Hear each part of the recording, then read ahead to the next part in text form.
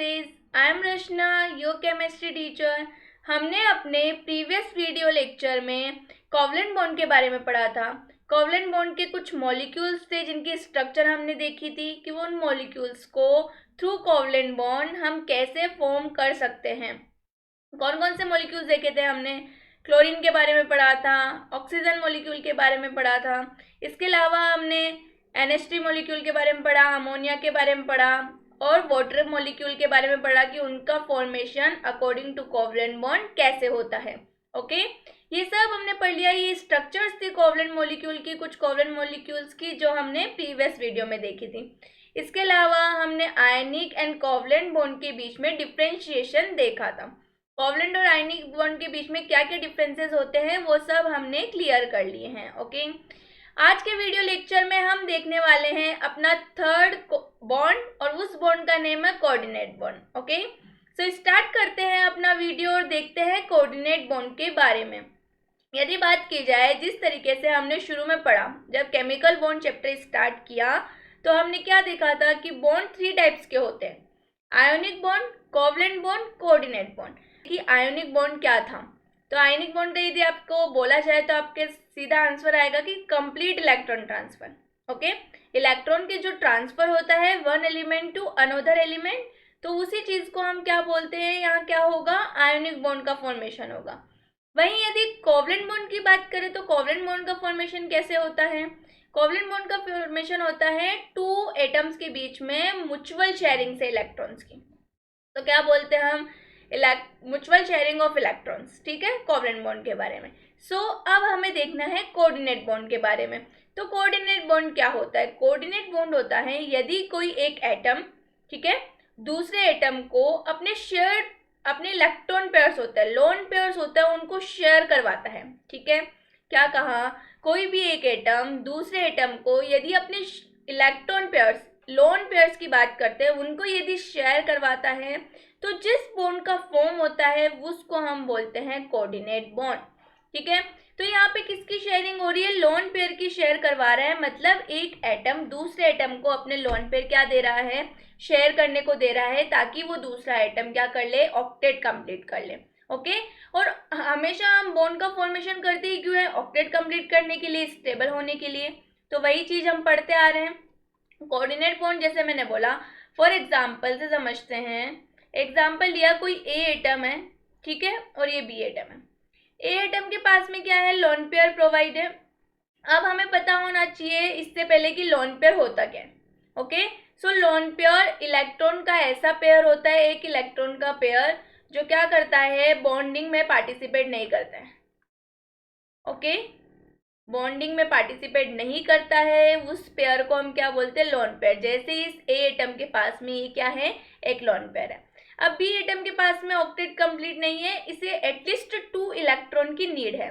तो क्या करेगा ये ए एटम, इसके साथ में इलेक्ट्रॉन क्या कर देगा, अपने लोन पेयर्स को शेयर कर देगा। लोन पेयर शेयर करने से इसका ऑक्टेट कंप्लीट हो जाएगा, इसका ऑक्टेट ऑलरेडी कंप्लीट है। तो ये जो बॉन्ड फॉर्म हुआ है, इसी बॉन्ड को बोला जाता है कोऑर्डिनेट बॉन्ड। तो क्या समझ में आया कोऑर्डिनेट बॉन्ड क्या होता है? ओके, और एक बात हमें ध्यान रखनी है, कोऑर्डिनेट बॉन्ड को एक दूसरा नेम भी बोलते हैं, that is dative bond. Okay, coordinate bond को क्या बोला जाता है, डेटिव बॉन्ड भी बोला जाता है। क्यों बोलते हैं? क्योंकि यदि आपको यहाँ पे नजर आ रहा है तो ए एटम क्या कर रहा है, लोन पेयर को दे रहा है, मतलब लोन पेयर शेयर करने को दे रहा है। इसका मतलब इसको हम क्या बोल सकते हैं, डोनर एटम बोल सकते हैं, क्योंकि ये अपने लोन पेयर दे रहा है और ये एटम एक्सेप्ट कर रहा है इन लोन पेयर को, तो हम इसको एक्सेप्टर एटम भी बोल सकते हैं। ओके, तो हमारा ए एटम तो डोनर एटम हो गया और बी एटम क्या हो गया, एक्सेप्टर एटम हो गया। ओके, तो समझ आया कोऑर्डिनेट बॉन्ड क्या होता है। चलो देखते हैं coordinate bond. The bond formed between 2 atoms by a pair of electrons provided entirely by one of the combining atom is called coordinate bond or dative bond. Example, hydronium ion and ammonium ion contain coordinate bond. H3O plus जिसको हम बोलते हैं hydronium ion और NH4 plus जिसको हम बोलते हैं ammonium ion, ये दोनों के दोनों ही क्या करते हैं, कोऑर्डिनेट बॉन्ड का फॉर्मेशन करते हैं। ये दोनों कोऑर्डिनेट बॉन्ड का फॉर्मेशन कैसे करते हैं, जस्ट अभी मैंने बताया, ठीक है, थोड़ा सा, कि एक एटम होता है वो लोन पेयर को क्या करता है, दूसरे एटम को प्रोवाइड करता है, ठीक है। लेकिन हमें ये चीज समझनी होगी कि इस कोऑर्डिनेट बॉन्ड के फॉर्मेशन की कंडीशंस कुछ होती है, ओके। जैसे मैं बात करूं कि NH4 कैसे बनता है, NH4 plus ion coordinate bond के थ्रू, तो हमने अमोनिया का तो सुना ही होगा नाम, ठीक है। अब अमोनिया कैसे होता है, 3 हाइड्रोजन अटैच्ड होते हैं अमोनिया से इस तरीके से, और अमोनिया के पास में क्या होता है, एक लोन पेयर प्रेजेंट होता है, ओके, यही होता है। अब ये लोन पेयर क्या कर देता है, एक H+ आयन को दे देता है। H+ का मतलब ये ऐसा हाइड्रोजन है जिसके पास में इलेक्ट्रॉन्स नहीं है, ओके। यदि इलेक्ट्रॉन्स नहीं है तो सिंपल सी बात है, ड्यूप्लेट कंप्लीट करने के लिए कितने इलेक्ट्रॉन्स की नीड, 2 इलेक्ट्रॉन्स की नीड, और ये 2 इलेक्ट्रॉन्स NH3 के पास जो लोन पेयर है वो प्रोवाइड करवा देते हैं। तो इस तरीके से ये क्या बनाता है, कोऑर्डिनेट बॉन्ड का फॉर्मेशन करता है, और कोऑर्डिनेट बॉन्ड का फॉर्मेशन करके क्या बना लेता है, NH4+ आयन, जिसको हम क्या बोलते हैं, अमोनियम आयन, ओके, समझ आया। चलो, अब कोऑर्डिनेट बॉन्ड क्या है ये तो हमने पढ़ लिया, ठीक है, क्या होता है, कैसे फॉर्म होता है ये देख लिया, एग्जांपल्स देख लिए, बट कोऑर्डिनेट बॉन्ड के फॉर्मेशन की कंडीशंस होती है। जैसे हम आयनिक बॉन्ड, कोवलेंट बॉन्ड की फॉर्मेशन की कंडीशंस देखते आ रहे थे, वैसे ही हमें कोऑर्डिनेट बॉन्ड के फॉर्मेशन की कंडीशन देखनी है कि कोऑर्डिनेट बॉन्ड का फॉर्मेशन के कंडीशंस क्या है, ठीक है। तो अब देखते हैं हम क्या, condition for the formation of coordinate bond. So यदि मैं बात करूँ कोऑर्डिनेट बॉन्ड की कंडीशन, तो फर्स्ट कंडीशन क्या होती है कि आपका जो भी डोनर एटम है, डोनर एटम और एक्सेप्टर एटम क्या है मैंने बता दिया, डोनर एटम जिसके पास लोन पेयर होगा, ठीक है। तो कोई भी ऐसा एटम जिसके पास एक lone pair, at least 1 lone pair हो, ठीक है, कंडीशन से ये एटलीस्ट क्या होना चाहिए, 1 लोन पेयर प्रेजेंट होना चाहिए जो डोनर एटम है उसके पास में, और साथ ही साथ उसका ऑक्टेट कंप्लीट होना चाहिए, ऑक्टेट फिल्ड होना चाहिए, कंप्लीट होना चाहिए, समझ आया। तो ये थी हमारी डोनर एटम की कंडीशंस कि जो आपके पास में डोनर एटम है उसके पास में एटलीस्ट 1 लोन पेयर होना चाहिए, उसके साथ ही उसका ऑक्टेट भी कंप्लीट होना चाहिए, ठीक है। ऐसा नहीं होना चाहिए कि उसके पास में लोन पेयर तो है बट उस एलिमेंट का ऑक्टेट कंप्लीट नहीं है, ठीक है। तो ये कभी भी कोऑर्डिनेट बॉन्ड में पार्टिसिपेट नहीं कर सकता है एटम। फॉर एग्जाम्पल, यदि मेरे पास कोई ए एटम है, ठीक है, इसके पास में लोन पेयर है और फिर इसके पास में ये 3 इलेक्ट्रॉन्स हैं, ओके। तो देखो 1 2 3 4 5, इसके पास में टोटल 5 इलेक्ट्रॉन्स है, लोन पेयर भी है लेकिन टोटली 5 इलेक्ट्रॉन्स है, ओके। तो ये क्या करेगा, कभी भी कोऑर्डिनेट बॉन्ड का फॉर्मेशन नहीं करेगा। रीजन, क्योंकि क्या होना चाहिए, कंडीशन क्या है, लोन पेयर तो है, लोन पेयर के साथ साथ में इस एलिमेंट का ऑक्टेट भी कंप्लीट होना चाहिए, ओके, समझ गए। चलो, एंड जो एक्सेप्टर एटम होता है, सेकंड यदि बात करें, जो एक्सेप्टर एटम होता है, ठीक है, उस एटम का 8 ऑक्टेट इनकम्प्लीट होना चाहिए और एटलीस्ट 2 इलेक्ट्रॉन्स की उसके पास में क्या होनी चाहिए, कमी होनी चाहिए, ओके।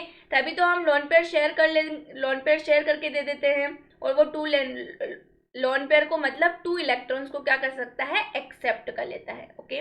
तो जो एक्सेप्टर एटम होता है उसके पास में किसकी नीड कमी होनी चाहिए, 2 इलेक्ट्रॉन्स की कमी होनी चाहिए ऑक्टेट कंप्लीट करने के लिए, ओके। तो ये कंडीशंस थी किसकी, कोऑर्डिनेट बॉन्ड के फॉर्मेशन की। जब भी आपको कहीं भी ये कंडीशंस नजर आती है, दैट्स मीन वहां पे क्या फॉर्म हो सकता है, कोऑर्डिनेट बॉन्ड का फॉर्मेशन हो सकता है, ओके। देखो, condition for the formation of coordinate bond, one of the 2 atoms must have at least 1 lone pair of electrons, example ammonia, NH4 and water, ठीक है, दोनों के पास में होते हैं। अभी देखेंगे कैसे होते हैं। This lone pair of electron is provided to the other atom for the formation of coordinate bond, okay. Another atom should be short of at least a pair of electrons, example hydrogen ion, okay, H+, H+ example है, इनके पास में 2 electron की कमी है H+ के पास में, ठीक है। तो अमोनिया अभी जस्ट हमने देखा था, अमोनियम आयन NH4+, ठीक है, वो 2 इलेक्ट्रॉन या फिर बोल दे लोन पेयर, वो H+ को शेयर करवाता है और किसका फॉर्मेशन करता है, कोऑर्डिनेट बॉन्ड का। ओके, हम बात कर रहे थे किसकी, कि NH3 के पास में लोन पेयर होता है और H2O के पास में लोन पेयर होता है, ऑक्टेट भी कंप्लीट होता है। कैसे देखें, तो बात करें NH3 की।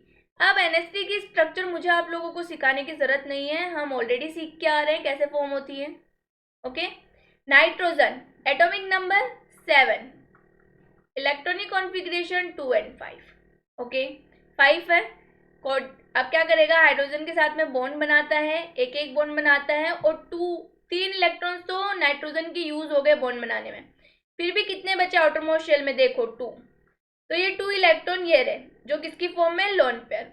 और मैंने अभी जस्ट थोड़ी देर पहले ही आपको बताया है, लोन पेयर वो इलेक्ट्रॉन्स होते हैं जो बॉन्डिंग में पार्टिसिपेट नहीं करते।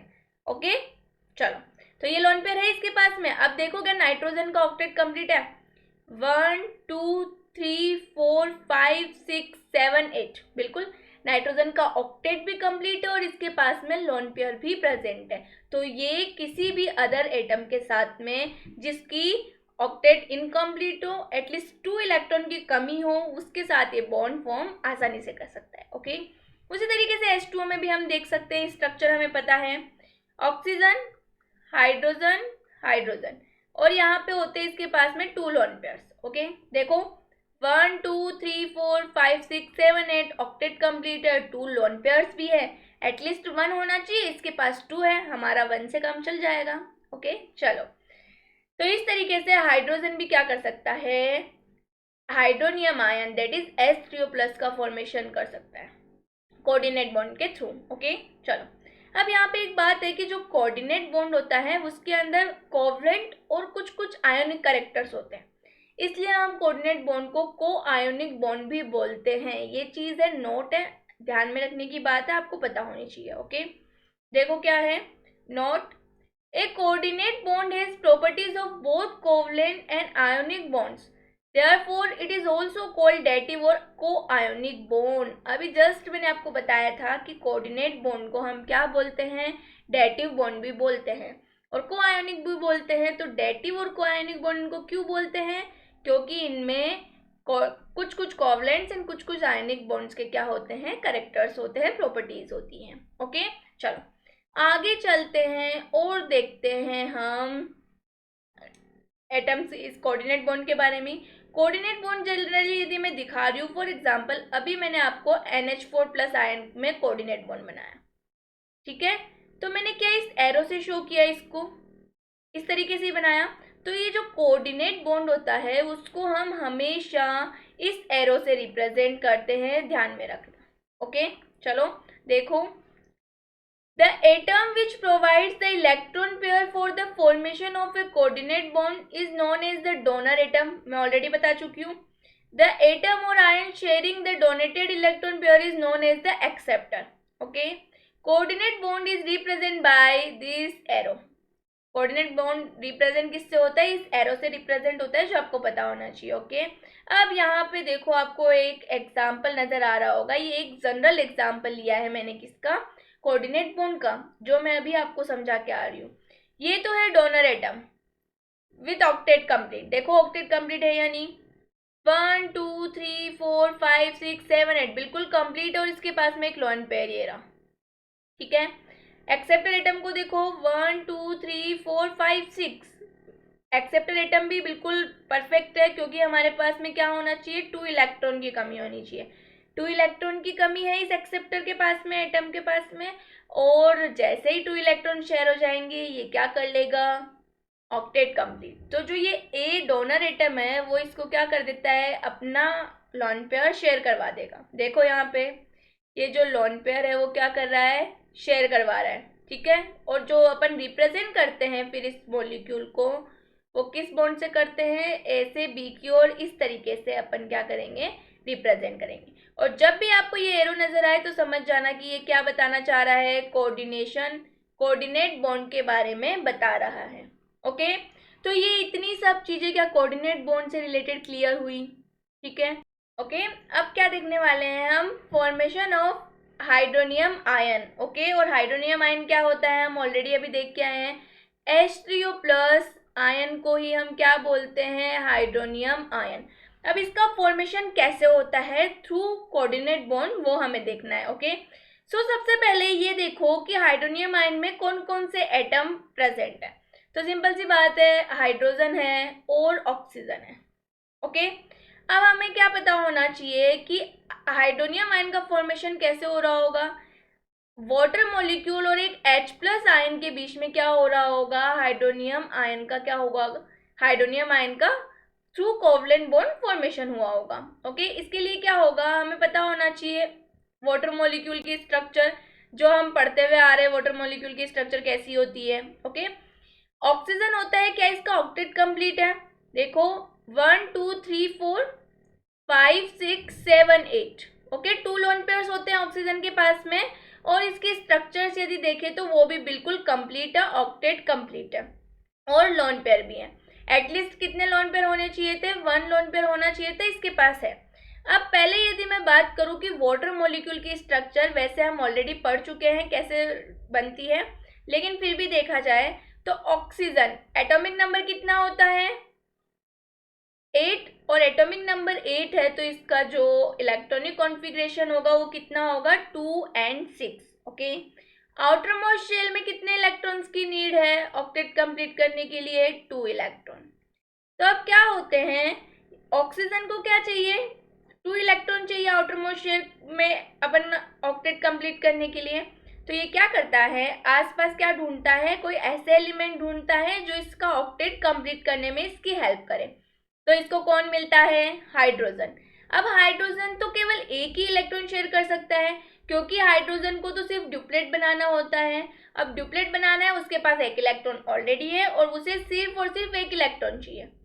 तो अब ऑक्सीजन की जो दिक्कत होगी, उसे तो 2 इलेक्ट्रॉन शेयर करने पड़ेंगे, तो वो क्या करता है, वैसे ही एक और हाइड्रोजन से हेल्प लेता है, और इस तरीके से अपने 2 इलेक्ट्रॉन्स वो 2 हाइड्रोजन के साथ में शेयर करके क्या बनाता है, H2O वाटर मॉलिक्यूल का फॉर्मेशन करता है। किस तरीके से करेगा, ये ऑक्सीजन है, हाइड्रोजन आया अपना एक इलेक्ट्रॉन लेके, ऑक्सीजन ने अपना एक इलेक्ट्रॉन शेयर किया, दूसरे हाइड्रोजन के साथ भी यही किया। अब भी इसके पास में कितने इलेक्ट्रॉन्स बच रहे हैं, 4 इलेक्ट्रॉन्स। ओके, तो इस तरीके से ये क्या करेगा, बॉन्ड का फॉर्मेशन करेगा। क्या ये सबको नजर आ रहा है, और इस तरीके से ऑक्सीजन ने क्या किया, H2O का कोवलेंट बॉन्ड के थ्रू फॉर्मेशन किया। ओके, अब हमारे पास में पता है ऑक्सीजन का ऑक्टेट भी कंप्लीट है, एटलीस्ट इसके पास 1 लोन पेयर भी है। अब क्या होता है, इसके आसपास H प्लस आयन प्रेजेंट होता है। ओके, अब H प्लस आयन है तो हमें सिंपल सी बात पता है कि इसमें 2 इलेक्ट्रॉन की कमी है, और कोवलेंट बॉन्ड, कोऑर्डिनेट बॉन्ड की कंडीशन क्या होती है, जो डोनर एटम होता है उसके पास में एटलीस्ट 1 लोन पेयर होना चाहिए, जो है फुलफिल कर रहा है एक कंडीशन। सेकेंड कंडीशन में हमें मिला H प्लस आयन, जो भी क्या करता है, कंडीशन फुलफिल करता है, इसको 2 इलेक्ट्रॉन्स चाहिए। तो अब जो ये ऑक्सीजन एटम है, ठीक है, ये एक लोन पेयर में इधर बना देती हूँ इसका, और एक लोन पेयर इधर बना लेती हूँ। ये क्या करता है, अपने लोन पेयर को इस H प्लस आयन के साथ में क्या करेगा, शेयर करेगा। ओके, इस तरीके से ये जो लोन पेयर है वो इधर भी काउंट होगा और इधर भी काउंट होगा। इस तरीके से ये क्या बना लेता है, H3O प्लस आयन का फॉर्मेशन करता है, किसके थ्रू, कोवलेंट बॉन्ड के थ्रू। तो हम इसको कैसे लिख सकते हैं, कुछ इस तरीके से हम लिख सकते हैं इसको, लोन पेयर रिप्रेजेंट नहीं कर रही हूं मैं,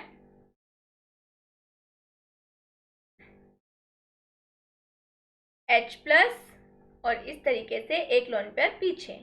ठीक है, तो ये क्या बना लिया इसने, हाइड्रोनियम आयन का फॉर्मेशन कर लिया। ठीक है, तो समझ में आया through coordinate bond hydronium ion कैसे फॉर्म होता है।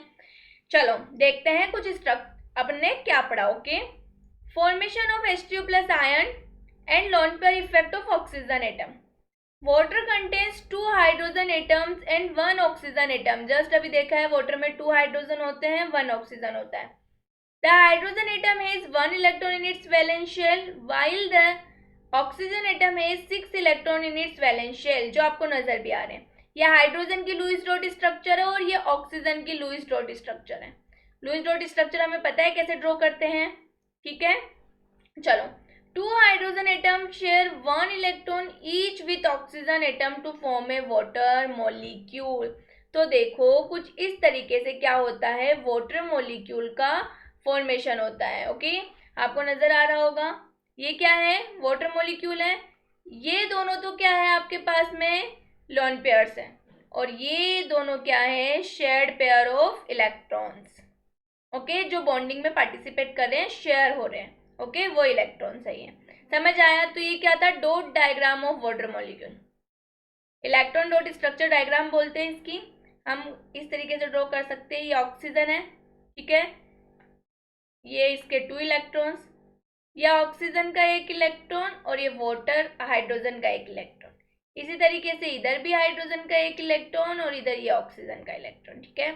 और जो बॉन्डिंग में पार्टिसिपेट कर रहे हैं उनको शेयर्ड इलेक्ट्रॉन पेयर्स बोलते हैं, और जो पार्टिसिपेट नहीं कर रहे हैं उनको हम क्या बोलेंगे, लोन पेयर्स बोलेंगे। ओके, तो समझ आया, वाटर मॉलिक्यूल का फॉर्मेशन आ चुका है। H3O+ का भी हमने क्या देख लिया कैसे फॉर्म होता है।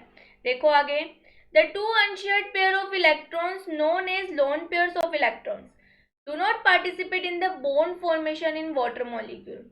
These lone pairs repel the bond pairs and thus the shape of water molecule becomes wedge shaped. इस तरीके की शेप होती है, बताओ तो जस्ट अभी मैंने बना के बताया आपको, ये वाटर मॉलिक्यूल इस तरीके से बनता है, because of lone pair repulsion की वजह से ऐसा होता है। ओके, देखो यहाँ पे आपको नजर आ रहा होगा H3O+ का फॉर्मेशन किस तरीके से हो रखा है, जो मैं ऑलरेडी बता चुकी हूँ। देखो क्या है, addition of released H+ ion to a lone pair of electrons of the oxygen atom of the polar water molecules lead to the formation of a hydronium ion. Hydronium ion is hydrated proton. Hydronium ion को क्या बोला जाता है, hydrated protons भी बोलते हैं, ठीक है। देखो यहाँ पे नजर आ रहा होगा, यह H2O मॉलिक्यूल था, इसने क्या किया, H+ के साथ में फॉर्मेशन किया अपने लोन पेयर का, और इस तरीके से क्या बना ली, H3O+ की स्ट्रक्चर बना ली। H3O+ मतलब हाइड्रोनियम आयन। ओके, जस्ट अभी बताया मैंने आपको किस तरीके से बनाएगा, ये रहा हाइड्रोजन, हाइड्रोजन, एक लोन पेयर इस तरफ, एक लोन पेयर इस तरफ। अब क्या था, ये H+ आया और इसने इसके साथ में कोऑर्डिनेट बॉन्ड का फॉर्मेशन किया, और ये किस तरीके से बन जाएगा, कुछ इस तरीके से बनाएगा, ये ऑक्सीजन हाइड्रोनियम आयन। यही क्या होता है, H3O+। ओके, जो आपको डायग्राम में नजर भी आ रहा है। तो क्या हमें क्लियर हुआ कि H3O+ का फॉर्मेशन थ्रू कोऑर्डिनेट बॉन्ड कैसे होता है। क्या अब हम और मॉलिक्यूल लाइक, यदि हमने एग्जाम्पल की बात की थी NH4+, अमोनियम का भी ड्रॉ कर सकते हैं, बता सकते हैं कि उसका कोऑर्डिनेट बॉन्ड के थ्रू कैसे फॉर्म होगा। ओके, तो क्या हमें समझ में आया हाइड्रोनियम आयन का फॉर्मेशन कैसे होता है। आज के वीडियो लेक्चर में हमने क्या देखा, कोऑर्डिनेट बॉन्ड क्या है, उसके फॉर्मेशन की कंडीशन क्या क्या होती है, एंड मोस्ट इम्पोर्टेंट थिंग, हमने एक कोऑर्डिनेट बॉन्ड का स्ट्रक्चर ड्रॉ करी, that is H3O+ ion molecule का फॉर्मेशन किया थ्रू कोऑर्डिनेट बॉन्ड। ओके, तो क्या हमें यहाँ तक सब कुछ क्लियर है। फिर भी यदि किसी स्टूडेंट को इस पोर्शन में कोई डाउट है तो प्लीज़ कमेंट बॉक्स में कमेंट करके पूछे। तब तक अपना ख्याल रखिए, थैंक यू।